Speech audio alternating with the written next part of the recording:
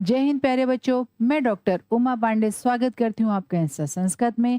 Insta Sanskrit जहाँ आपको मिलता है कक्षा 4 से लेकर 10 तक के व्याकरण बिंदुओं और पाठ्य पुस्तक की सरल व्याख्या।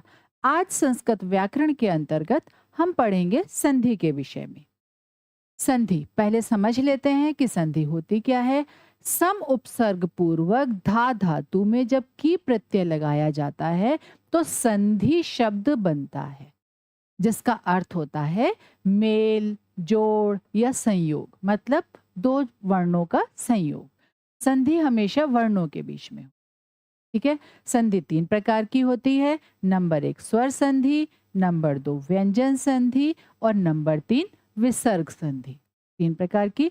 उसके बाद स्वर संधि के 5 भेद होते हैं। कौन कौन से? नंबर 1 दीर्घ संधि, और फिर गुण संधि, फिर वृद्धि संधि, यण संधि और अयादि संधि। ठीक है। आज हम दीर्घ संधि को विस्तार से पढ़ेंगे।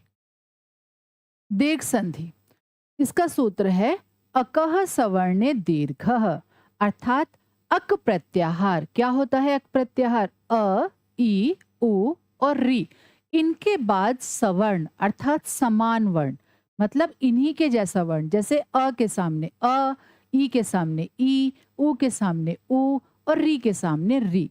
समान वर्ण आने पर उसको दीर्घ हो जाता है। और जैसे कि यहाँ पर एक बार फिर से समझ लेते हैं।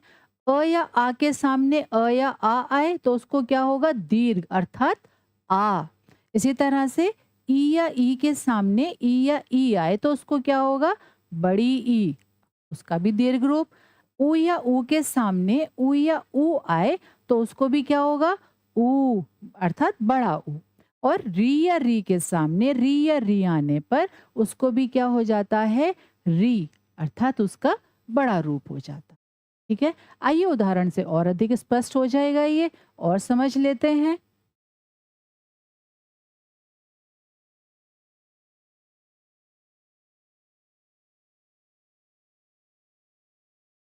जैसे अ या आ के सामने अ या आ आने पर उसको क्या हो जाता है? आ। ठीक। जैसे धर्म धन अर्थ, तो अगर हम इस म को देखें तो म धन अ, तो अंतिम वर्ण क्या है? अ। इसके सामने क्या आया है हमारे? अ, है ना? तो इसको क्या हो जाएगा? आ। तो शब्द क्या बना हमारा? धर्मार्थः। इसी तरह अ के सामने यदि आ आए तब भी उसको क्या होगा? आ होगा, मतलब दीर्घ होगा। जैसे पुस्तक धन आल्यः, तो क में क्या छिपा हुआ है? अगर हम क का वर्ण विच्छेद करेंगे तो क धन अ, तो क में क्या छिपा है? अ, और सामने क्या आया है इसके? आ। तो क्या होगा? इसको भी आ, दीर्घ होगा। तो शब्द क्या बनेगा हमारा? पुस्तकालयः। ठीक। आगे आ के सामने यदि अ आता है तब भी उसको दीर्घ होता है। जैसे विद्याधन अर्थी, तो यहाँ अंत में क्या है? आ, और इसके सामने क्या आया है? अ, है ना? तो क्या बना इसको? आ। तो क्या बना शब्द हमारा? विद्यार्थी। ठीक है। इसी तरह आ के सामने आ आने पर भी उसको आ ही होगा, दीर्घ रूप ही होगा। जैसे विद्याधन आल्य, तो यहाँ क्या है? आ, और उसके सामने आया है आ, तो उसको क्या हुआ हमारा? दीर्घ रूप। तो क्या बना शब्द? विद्यालयः। ठीक। आगे देखें और उदाहरण देख लेते हैं इसके।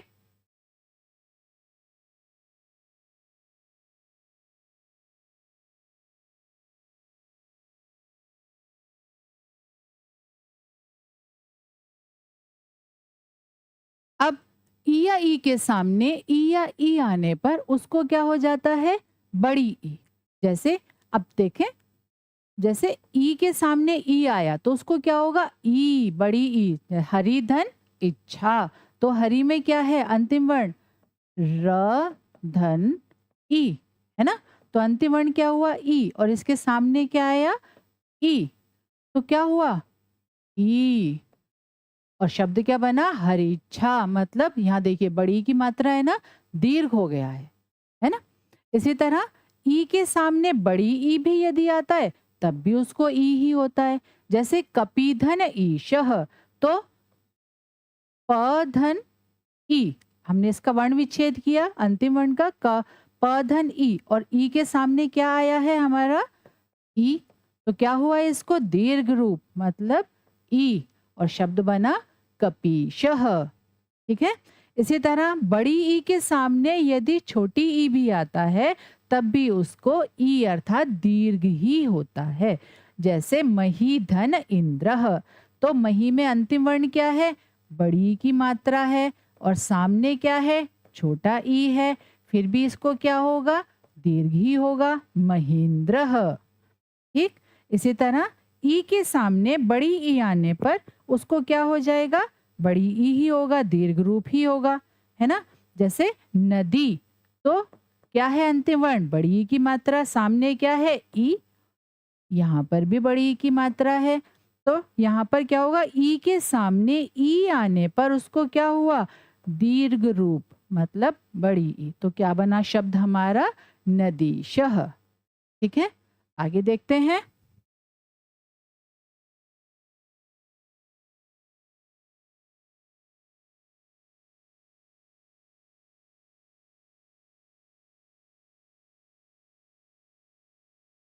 ऊ या ऊ के सामने ऊ या ऊ आने पर उसको क्या हो जाता है, ऊ।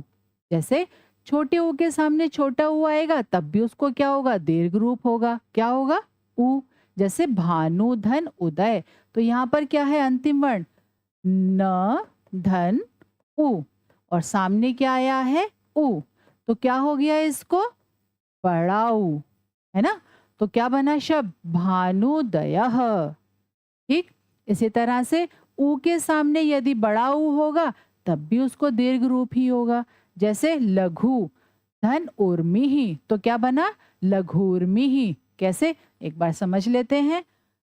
घ धन ऊ, है ना, अंतिम वर्ण क्या है ऊ, और इसके सामने क्या आया है हमारा बड़ा ऊ, तो क्या बना, क्या बना, ऊ, है ना, ये हुआ ना, तो क्या बना लघुर्मी ही।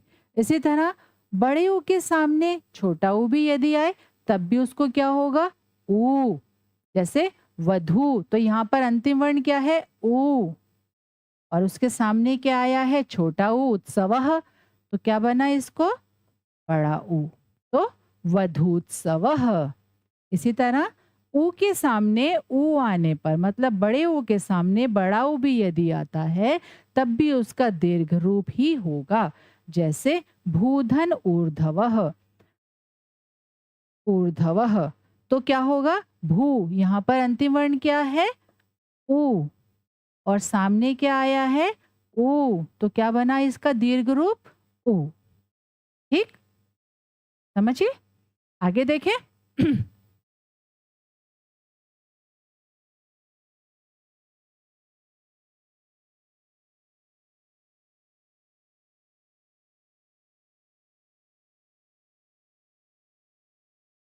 उसके बाद री या री के सामने री या री आने पर उसको भी क्या हो जाता है, दीर्घ रूप हो जाता है। जैसे री के सामने री आने पर क्या हुआ, दीर्घ रूप हो गया।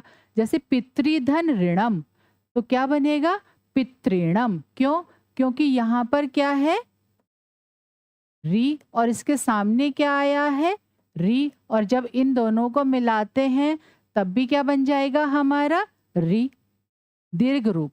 तो क्या बना री और पितृणम, तो शब्द क्या बना हमारा पितृणम। ठीक है। आइए एक बार पुनरावृत्ति कर लेते हैं। आज हमने पढ़ा संधि के विषय में। सम उपसर्ग पूर्वक धा धातु में जब की प्रत्यय लगाया जाता है तो संधि शब्द बनता है, जिसका अर्थ होता है मेल, जोड़ या संयोग। और संधियां तीन प्रकार की होती हैं, स्वर संधि, व्यंजन संधि और विसर्ग संधि। स्वर संधि के 5 भेद होते हैं, दीर्घ संधि, गुण संधि, वृद्धि संधि, यण संधि और अयादि संधि। फिर हमने दीर्घ संधि को विस्तार से पढ़ा, जिसका नियम क्या है, अ, ई, उ और री, इनके सामने जब समान वर्ण आते हैं, मतलब इन्हीं के जैसे वर्ण आते हैं, तो इनको दीर्घ हो जाता है। ठीक है? आशा है आज की वीडियो आपको समझ में आई होगी। इसी तरह की सरल वीडियो के साथ जुड़े रहिए इंस्टा संस्कृत से। जय हिंद।